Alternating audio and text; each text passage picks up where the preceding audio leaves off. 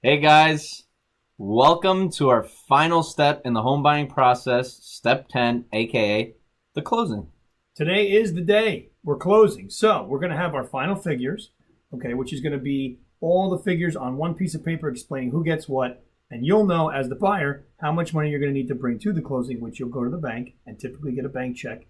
And then when you get to the closing, the money that is used to purchase the home, the mortgage, the actual loan, gets wired into the attorney's, either the attorney's trust account or the title company, who's ever your actual closing agent. Correct. Make sure it's a certified check. Correct. That's why I said go to the bank. That's what I was referring to. Don't bring cash. Don't bring a personal check. Bank check. A bank check, certified check. All right, guys? So at the closing, the money gets wired into the title company's trust account typically, and all of the figures will be reviewed with you as the buyer by your attorney or closing agent. And line by line, you should know at this point everything that's going to be.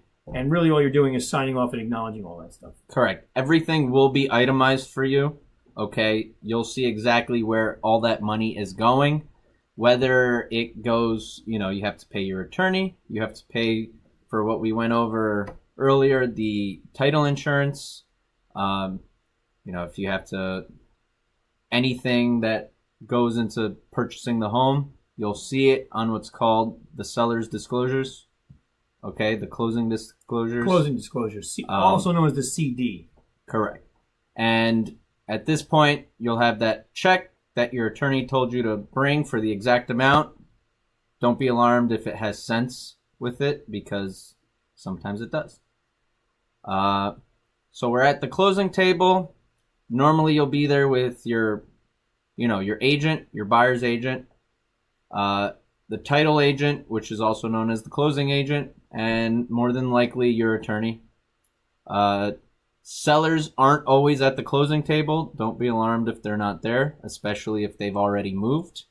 Sellers can pre-sign all the documents because they're the first ones to write off. They're giving you the deed, they're giving you this, they're giving you that, and then you sign off that you accept it. The title agent will go through the whole mortgage package with you, which will actually be bigger than all the rest of the documents. They'll explain everything that you're signing off on. Make sure if you're a couple or however many buyers there are, that you're all present. And if you're not present, you have given the other power of attorney to sign on your behalf. And if you're doing a power of attorney, make sure you've cleared that with the bank, the mortgage company, prior to the day of the closing, because that is something that needs to be addressed earlier in the process. Yes.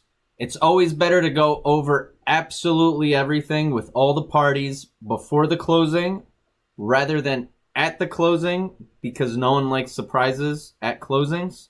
And closings can get delayed, okay?